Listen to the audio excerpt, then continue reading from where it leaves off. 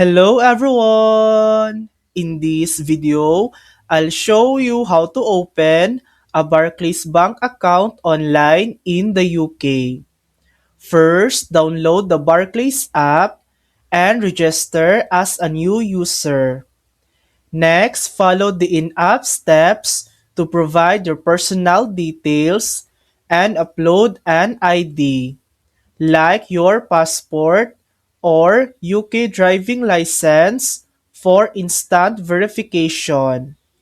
Make sure you have a UK mobile number and that you're 18 or older.